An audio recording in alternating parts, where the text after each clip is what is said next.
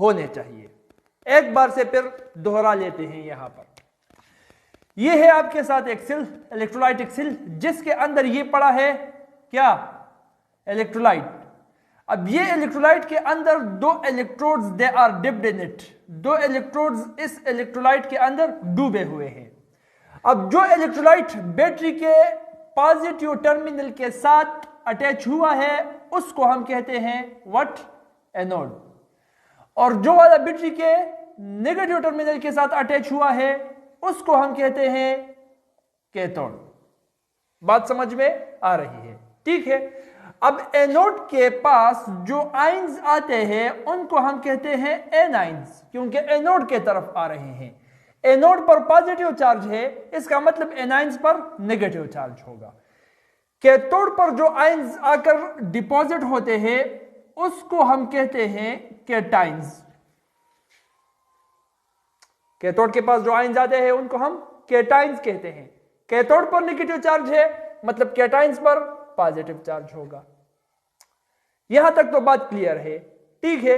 अच्छा, अब यह बात याद रखनी है तुम लोगों को कि एनोड पर जो रिएक्शन होता है वो हमेशा ऑक्सीडेशन होता है और कैथोड पर जो रिएक्शन होता है वो हमेशा रिडक्शन होता है।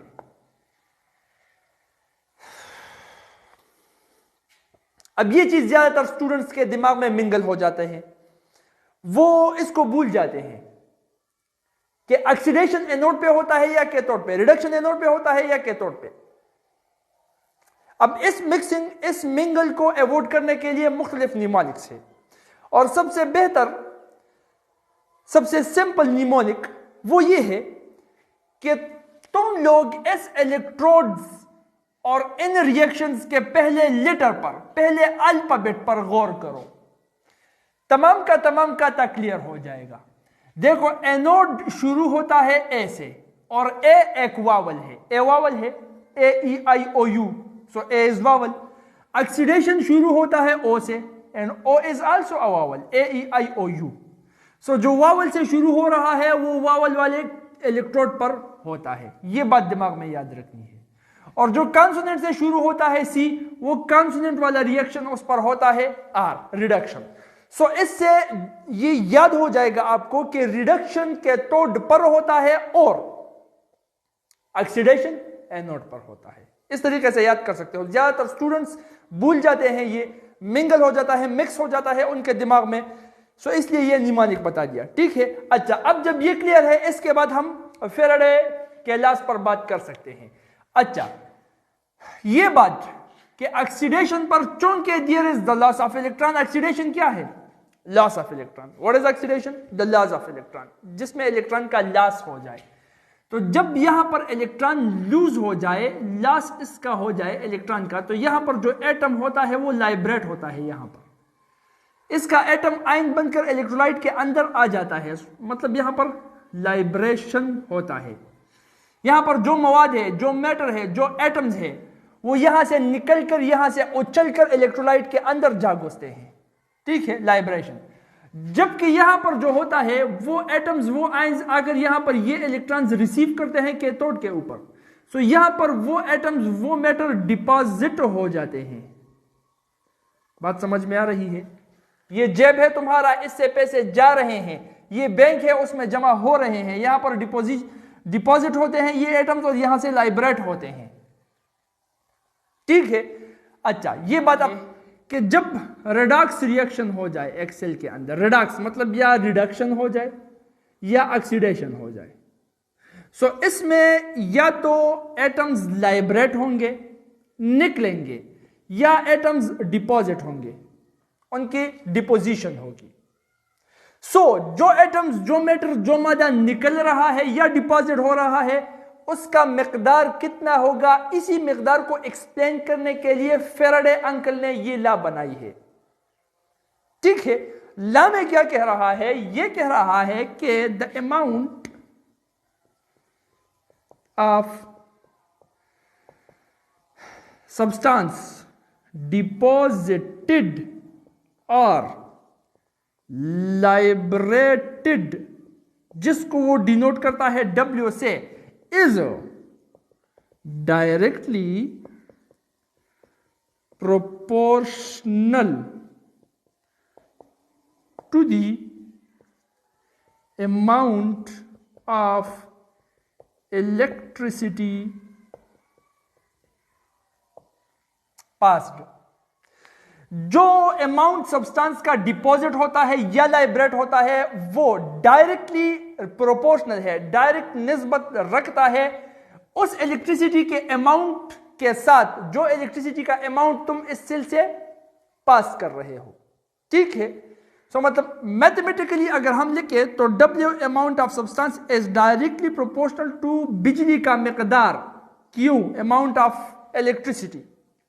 जितनी ज्यादा इलेक्ट्रिसिटी होगी, जितनी ज्यादा बिजली होगी, जितना ज्यादा मिकदार बिजली का होगा, उतने ज्यादा एटम्स या तो लाइब्रेट होंगे या डिपॉजिट होंगे।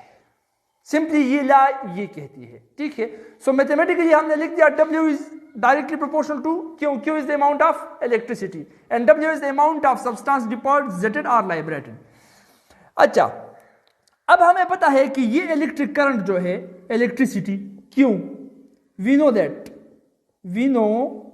that Q is equal to IT। बिजली क्या है? the amount of current passing per unit time।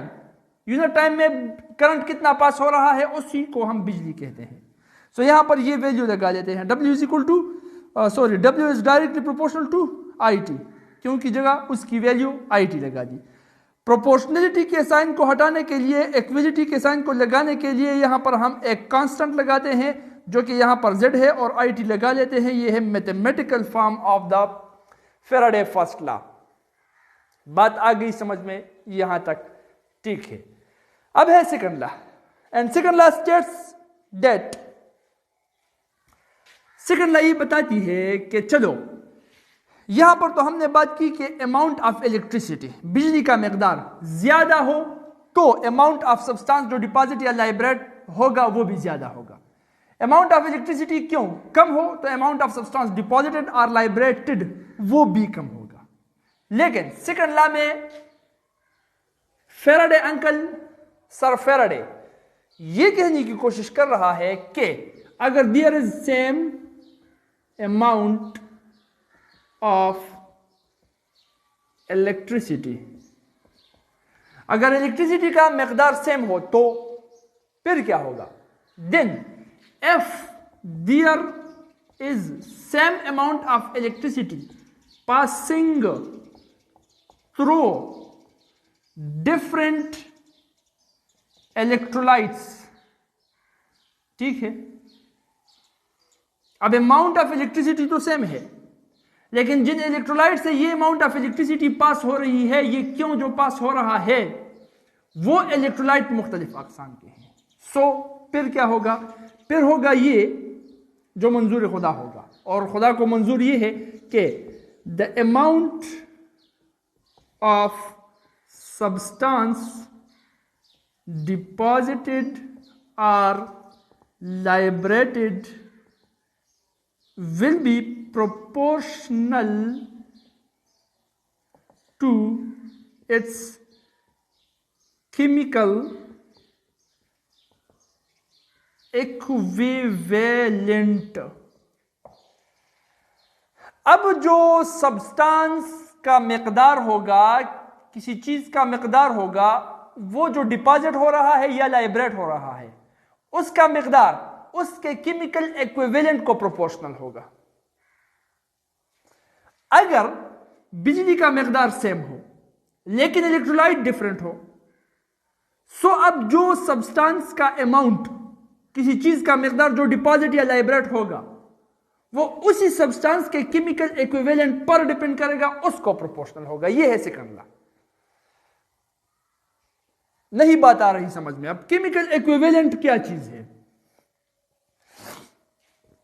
अगर इसकी प्रॉपर डिफिनीशन हम देख ले तो chemical equivalent is the amount of substance in grams enough to displace the 1 gram of hydrogen. किसी सब्सटेंस का ग्राम्स के अंदर इतना मिकदार, किसी चीज का ग्राम्स में इतना मिकदार कि वो हाइड्रोजन के 1 ग्राम को डिस्प्लेस कर सके, उसके साथ रिएक्ट कर सके, एक रिएक्शन से, एक सब्सटेंस से 1 ग्राम के हाइड्रोजन को हटाने के काबिल हो, उस मिकदार, उस चीज के उस मिकदार को हम उसका एक केमिकल इक्विवेलेंट कहते हैं। और इस तरह से भी हम कह सकते हैं कि किसी चीज का वो मिकदार, यहां पर तो हाइड्रोजन का 1 ग्राम हमने लिखा है, हम ये भी कह सकते हैं कि किसी चीज का वो मिकदार ग्राम्स में, जो कि क्लोरीन के 35 ग्राम को या ऑक्सीजन के 16 ग्राम को डिस्प्लेस करने में, मतलब हटाने में कामयाब हो जाए, उसके उस मिकदार को हम एक केमिकल इक्विवेलेंट कहेंगे।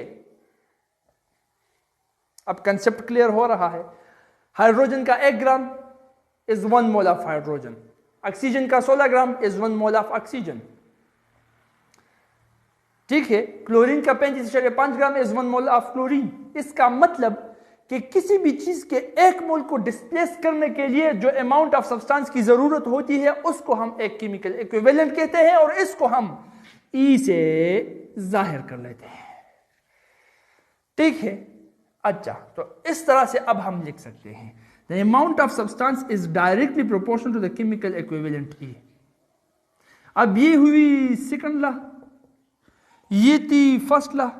अगर दोनों को हम कंबाइन करें, दोनों को कंबाइन करें, प्लस हम इस तरह से लिख सकते हैं W is equal to, sorry, W is proportional, ये इसको मैं कंबाइन कर रहा हूं इसके साथ, ठीक है, क्योंकि यहां पर फिर कांस्टेंट बदलेगा। 2 लॉज इकट्ठे हो रहे हैं तो 1 लॉ का कांस्टेंट दूसरे में हम पुट नहीं कर सकते, उसके लिए अलग कांस्टेंट कैलकुलेट करना पड़ेगा, जो कि फेराडे ने कैलकुलेट किया है। इसको इसके साथ कंबाइन कर रहा हूं। W is proportional to IT, W is proportional to the chemical equivalent E, so W is proportional to the IT और chemical equivalent E।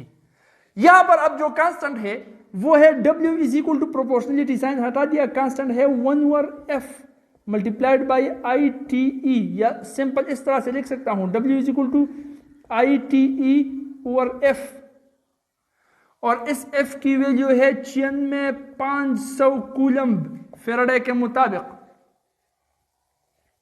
ये है ये कांस्टेंट। ठीक है, तो ये हुई हमारे पास पूरी की पूरी फेराडे लॉ।